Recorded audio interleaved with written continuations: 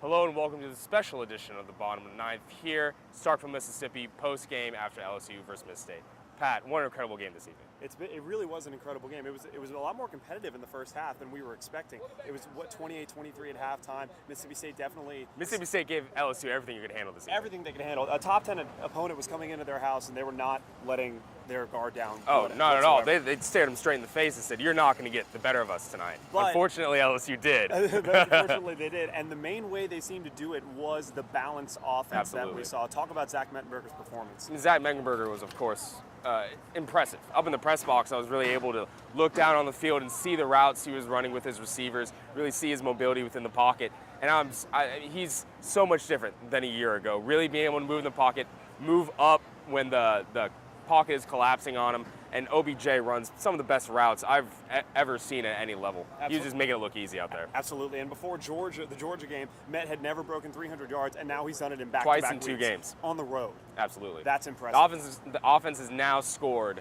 100 points in 2 straight road games. Road SEC games. Road SEC games. When's the last time that's happened at LSU? I mean, probably not. However, the unfortunate part is the defense is giving up close to 100 points at the same last time. 2 games. Exactly. What can you tell us about the defense? Well, the defense, it started off in the first half just like the Georgia game. Absolutely. Like I said, 23 points allowed to only LSU's 28. But then at halftime, they made a lot of adjustments, and in the second half only allowed 3 points. LSU outscored them 31-3 by a wide margin, so LSU really pulled away. But the defense, it was especially like the young secondary. That's who I think I saw the most improvement out of. Tre'Davious White had a great interception on a busted coverage, managed to put LSU right at the 5-yard line.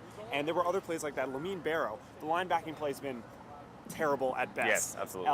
And he had a solo sack. I know Welter had a couple more solo tackles, which is great for the LSU faithful because that was definitely a sore subject for them. So bit by bit, you're starting to see John Chavis is figuring out how to play this young defense, and it's trial by fire. They're young, and I think we've seen tonight, this second half, we know what they can do. Mississippi State was a little worn out, but this is a chance for them to take some positive momentum into another tough opponent with Florida. Well, especially with the defense missing Craig Lawson and Taj Boyd tonight, they really needed guys to step up. And I think Mike Eugene is an example of that. Started off the game really rough, missing a few tackles, but right near the end of the game had a great deflection, started really wrapping up on his tackling. And the secondary looked a lot better in the second half. Absolutely. I think Chavis is finally getting some substitutions in. They mentioned they needed to get some new bodies in the rotation, and it seems like it's working.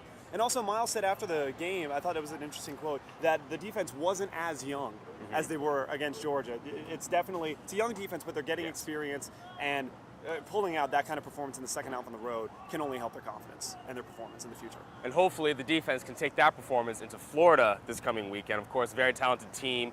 Be a good Arkansas team tonight behind the play of now backup quarterback Jake Murphy, who has really come into his own since the injury to Driscoll. How do you think Tigers are going to fare next week against Florida? You know, it's going to be another tough contest. We knew going into this year the schedule wasn't going to do LSU any favors, and we thought in the beginning when Florida lost to Miami, maybe they got a little bit softer, but like you said, the backup quarterbacks really improved this play, and Florida, it's always tough. There's a reason why Miles has passive-aggressively hinted that we don't want Florida as a cross-divisional rival anymore, but it's on the schedule.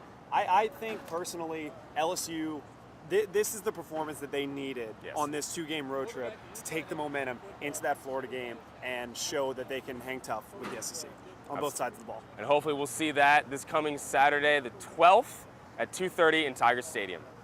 For the bottom of the ninth, here in Starksville, Patrick Clay, I'm Alex Chaney. Have a great night.